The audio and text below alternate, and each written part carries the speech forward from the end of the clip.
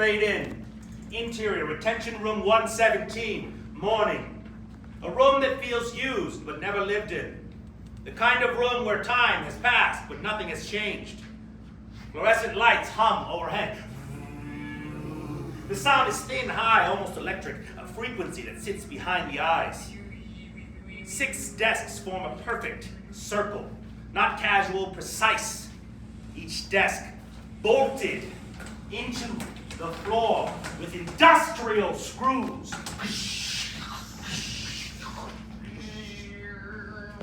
Permanent, intentional. At the center of the circle, nothing. An empty space that feels reserved. A wall clock, the second hand moves, ticks, stops. A fraction too long, then jumps forward, correcting itself. A hand taps the desk once, twice.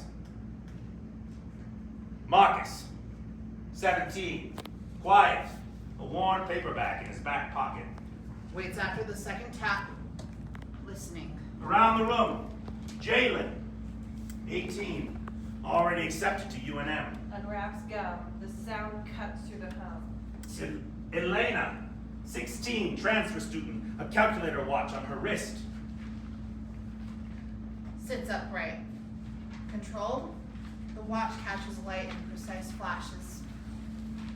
Isaac, 17, sleep deprived, works nights at a truck stop. Rolls a keychain flashlight between his fingers. Click off, click on. Sophia, 16, a sketchbook open in front of her. Draws. The same shape again and again. Geometric, unfinished. Darius, 17, class president, perfect attendance until today. Sits perfectly still, hands folded, holding order in place. On each desk, a blue slip. Code 7. The door emits a low electrical buzz. It opens. Miss Hahn, 40s cardigan, a small pin on her lapel, a circle with a 7 inside. Enters. She moves with quiet authority. Her clipboard holds 6 empty check boxes. She scans the room, not the students, the positions. No talking, no phones, no leaving. Her voice is calm, final. She glances at the clock. A beat too long. You'll be dismissed at 3 p.m. A pause. Elena raises her hand. Slow, precise. What is code 7? Miss Hahn looks at her. Then the clipboard. Then, briefly at the center of the room, we zoom into their interaction, a flicker of something human, gone. It's a classification. A beat. Don't concern yourself with it. She exits.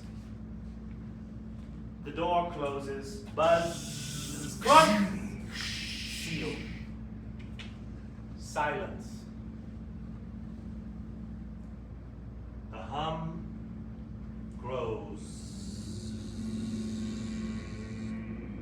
Or everything else disappears. Click. Isaac's flashlight. He aims it at the floor. The beam stretches, then bends slightly. Wrong. Isaac watches, doesn't speak. The clock, 7:52. Tick, 7:52. Jaylene checks her phone, taps. No change. Elena checks her watch, waits, counts.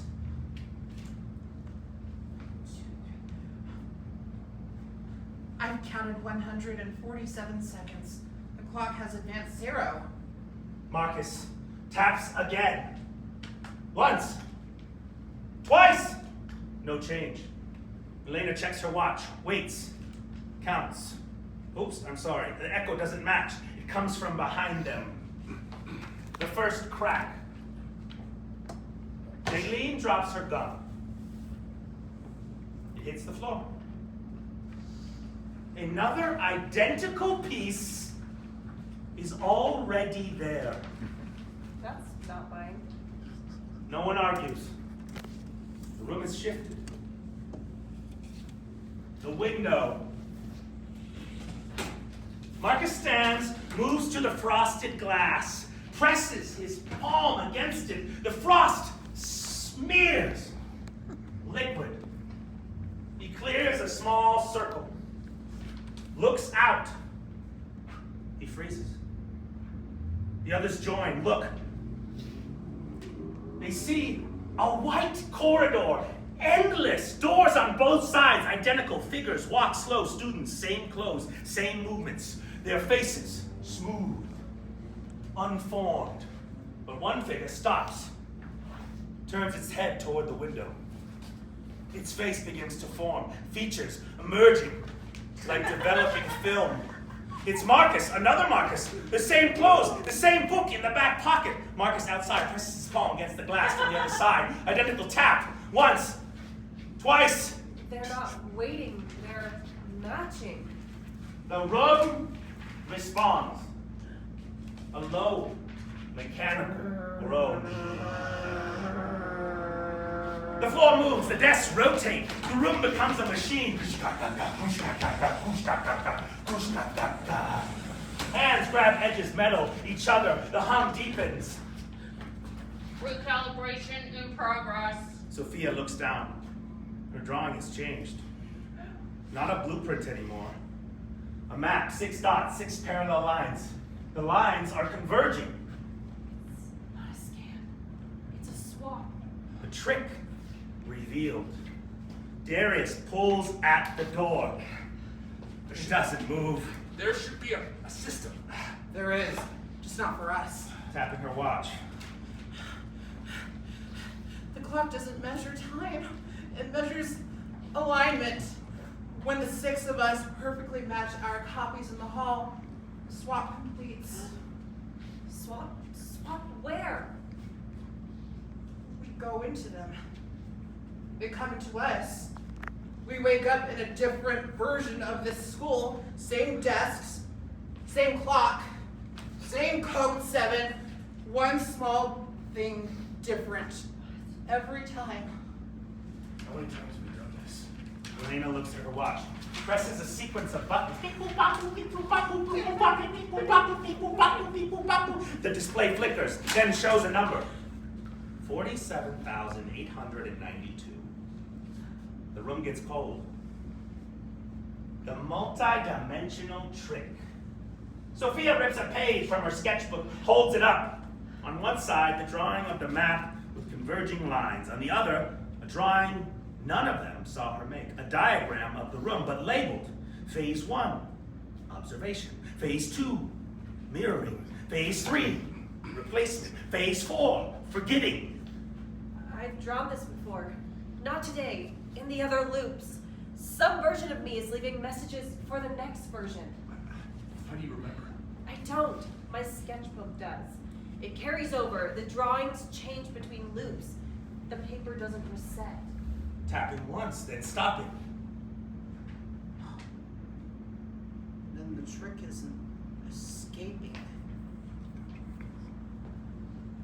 The trick is keeping something through the swap. Light shift. A fluorescent light flicker, then turn red. Color drains, shape remains. The second realization. Alignment at 87%. Proceed to door 7 for final calibration. The lock releases. The door opens. But no one moves. If we go through that door, we complete the swap. We become them. They become us. We forget. The watch resets. I've seen the logs. Every 47,893rd loop, the counter zeroes out. We're at 47,892. Next loop, we start over. No memory, no messages. Then we don't go through. The room will force us. Look. The floor is moving again. Not rotating, contracting. The desks press inward. The circle is closing. The magic The real trick. Sophia flips through her sketchbook, past pages, past loops, past versions of herself. She stops on a page from 3 loops ago, a different handwriting, sharper, more desperate. It reads, "The swap requires 6. If one refuses, the loop breaks. But refusal is enough. You have to make the copy refuse too." The trick isn't escaping. The trick is convincing your other self to stay put. She looks at the window, at the Marcus copy outside. Still there, palm pressed to the glass.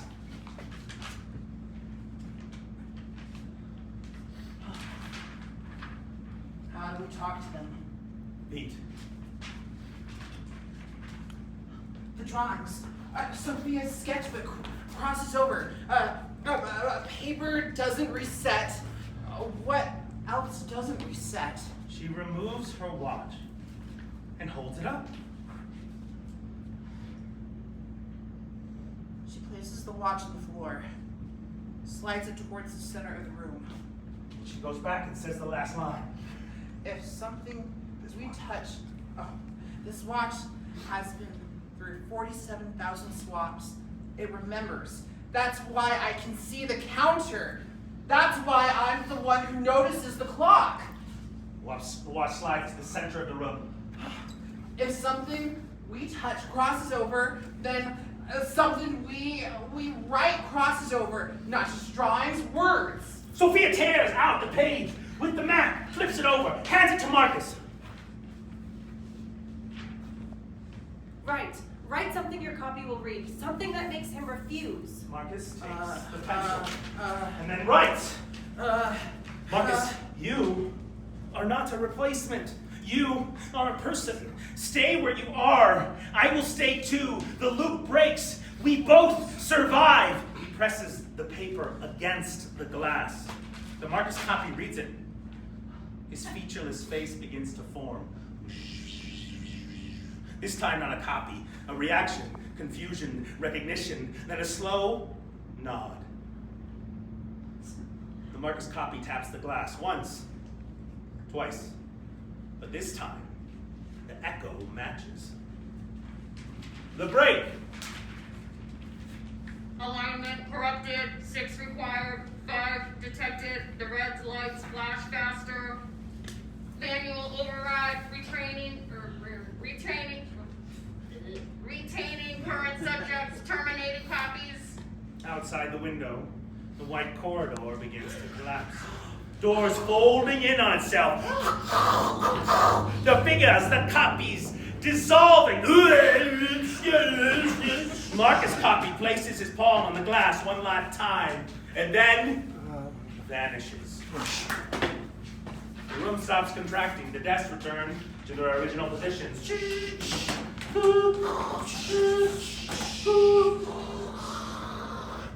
7:53. 1 minute has passed. The exit. The door buzzes. Not a lock release. Something else. Miss Hahn's voice from the intercom, but different. Worried. Code 7, voided. Subjects are original. Repeat, subjects are original. Release them. The door opens. Not the white corridor. To a normal hallway. Fluorescent lights. Lockers. A water fountain. The distant sound of a janitor's radio. The 6 students stand in the doorway. No one moves.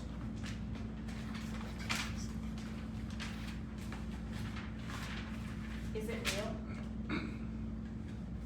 Putting her watch back on.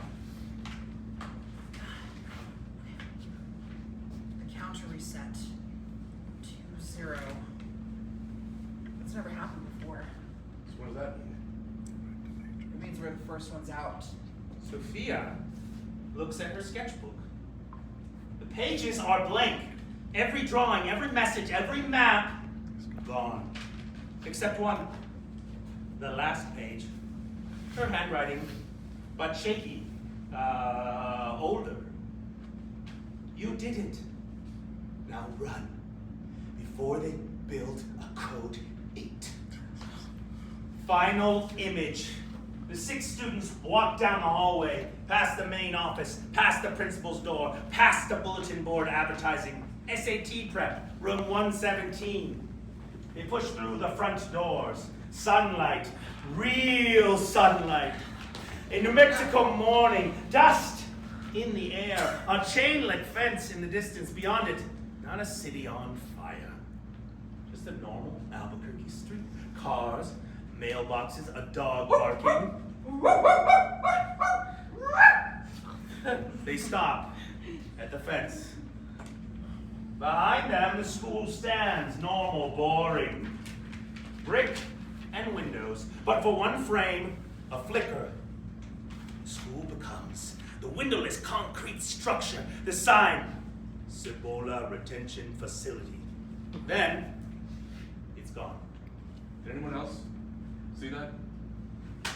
Keep walking. They climb through a cut in the fence. The camera holds on the hole. Through it, the school glitches one last time. Then holds normal. We cut to black. Post credits. Interior, room 0, unknown time. The room, older, worn, empty. The wall clock ticks. 7:52. Tick. 7:52. A hand places a sketchbook on the center desk. Older Sophia's voice off screen. Next loop starts in 3 minutes. She steps into frame. Not 40s anymore, older. 70s, tired. She opens the sketchbook, flips to the last page. Her own handwriting fresh. You did it. Now run. Before they build a code 8. She smiles. Closes the book. Every version of me writes the same thing, and every version of me stays to write it again. She sits at the center desk. The trick is an escape. The trick is making sure the next one gets the message. The clock ticks. 7:52. The door buzzes. Bzzz. 6 new students enter. They sit at the 6 desks. They do not remember. Fade to black. The end.